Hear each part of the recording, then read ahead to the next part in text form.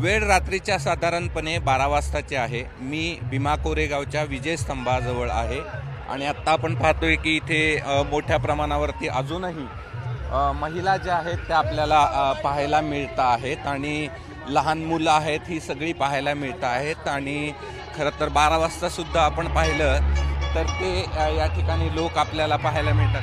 ताई किती वाजले? 11:30 वाजले। सॉरी, पावणे बारा 12ची वेळ आहे। इतक्या उशिरापर्यंत का थांबलाय तुम्ही? कुणाची वाट पाहताय? जरांगे साहेबांची। बर, किती वाजले ताई? 11:15 वाजले। बर, किती वाजता आलाय? आलोय सकाळपासून येतेच आहे, सकाळपासून येतेच आहे। बर, किती वाजता आलाय दादा? 2ची टायमिंग दिलेली होती, 2 पासून थांबलेली आहे तिथंच। इतका वेळ का थांबताय? एक आवड म्हणून त्यांची कर्तव्य बघण्यासाठी। बर, तुझं वय किती आहे? 8 वर्ष। तुझं? 11 वर्ष। 11 वर्ष। तू? 8। तू किती वर्षाची आहे? 12। एवढं लहान मूल घेऊन तुम्ही रात्रीचं थांबलाय? जरांगे साहेबांची वाट बघण्यासाठी। बर, ताई कुठून आलाय तुम्ही? इथं पेरणे फाट्यावरून चालू। बर, दुपारी 2 वाजल्यापासून वाट बघतोय। आता 11:45 व्हायची वेळ आली आहे। हा, जरांगे साहेबांची वाट बघतोय ना। बघायची। कुठून आली आहे तू? आम्ही इथूनच आलेलो आहे आमच्या महाराजांना बघायला। महाराजांना म्हणजे?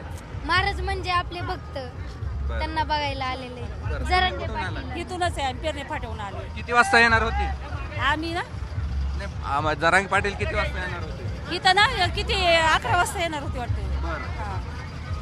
म्हणजे सकाळी 11 वाजता येणार होते? नाही, आता येणार आहे। आपण जर पाहिलं तर आणखीन लोक आहेत जे येत आहेत। दुपारी 2 वाजताची वेळ होती खरी तर, मात्र अजूनही 11:45 व्हायची वेळ आली आहे, मात्र अजूनही ते पोहोचलेले नाही आहेत। मात्र महिला असतील, त्याचबरोबर लहान मुलं असतील, वयोवृद्ध लोक असतील, ते अजूनही या ठिकाणी थांबलेले आपल्याला पाहायला मिळतात। हातामध्ये हार आहे, त्याच्यानंतर ओवाळणी करायला थांबल्यात। किती वाजताची वेळ होती तिथे यायची पाटलाची?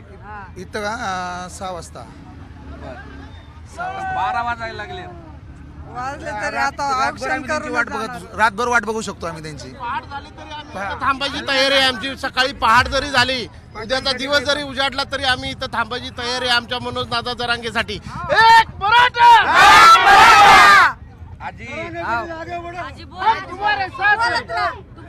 आम्ही ना पाटील आता जरी लवकर ना आलं तर आम्ही रातभर थांबू शकतोय। तू पण थांबणार का? हो, थांबणार मी पण। हो, थांबणार मी पण। हो, मी पण थांबणार रातभर। एवढी सगळी थंडी बिंडी काय वाजते का नाही?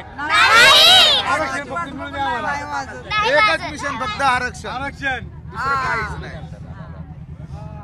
आमच्या लेकरांसाठी एकच मिशन आरक्षण। 26 तारखेला एकच मिशन मराठा। 26 तारखेला मला दिसत एकच मिशन आरक्षण मिळलंच पाहिजे आम्हाला। थंडी नाही वाजत। थंडी वाजली तरी चालेल।